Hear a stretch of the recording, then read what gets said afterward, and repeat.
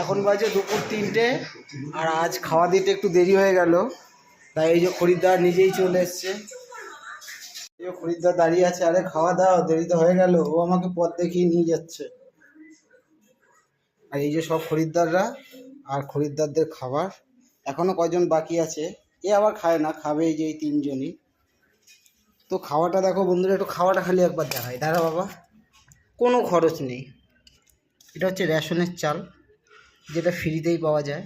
আর এর মধ্যে দেওয়া হয় মাছের কানসাগুলো, যেগুলো বাজারে ফ্রিতেই দিয়ে দেয় মাছওয়ালারা, বা বড় জোর 10-5 টাকা বা 10-20 টাকা দিলে এক প্লাস্টিক দিয়ে দেয়, যেটা মোটামুটি 1 সপ্তাহ চলে যায়। তো সুতরাং এই খাওয়াটা করতে যেটা খরচ, সেটা হচ্ছে শুধু যা গ্যাস পড়ে, মানে টোটালি থালায় যা ভাত, এর দাম একটা 10 টাকার সিগারেটের সমানও পড়ে না। আর এটা দিয়ে সুন্দর এই জানগুলোর 3টে, এই 3-4 জনের মোটামুটি একবেলার খাওয়া হয়ে যাবে। সোশ্যাল মিডিয়াতে প্রায় দেখি কেউ যদি একটা ফোন কেনে, লোকে তার থেকে একটা ভালো ফোন কিনে ছবি ছাড়ে। কেউ যদি একটা বাইক কেনে, আরেকজন আরেকটা ভালো বাইক কিনে ছবি ছাড়ে, মানে রেষারেষি। আমি চাই যদি আমার এই ভিডিওটা দেখে কেউ এই 1 থালার বদলে 2 থালা ভাত করে এদের মতো জীবনদের খেতে দেয়, তাহলে খুব ভালো হবে।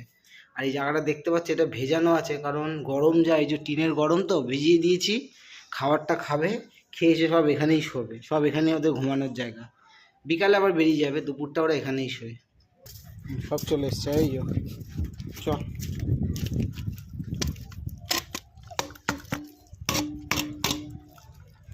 খা,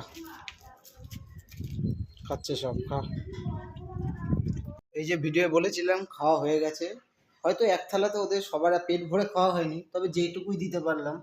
খাওয়ার পরে যে এবার শুয়ে আছে, বাকিগুলো আসবে একটু পরে। এখানে ঘুমায়, এখানে ঘুমায়। তাই সবাইকে বলি, অনেক কুকুর বিড়ালকে খাওয়াতে হবে না। সবাই যদি অন্তত তার বাড়ির পাশে কুকুর বিড়ালদের একটু খাওয়া দেয়, তাহলে এদের আর এত কষ্ট হয় না। কারণ এরা তো আমাদের উপরে নির্ভরশীল না খাওয়ার জন্য। তাই সবার কাছে বিনীত অনুরোধ, দয়া করে বাড়িতে যখন ভাত করবেন, এদের জন্য 1 কৌটা চাল একটু বেশি করবেন।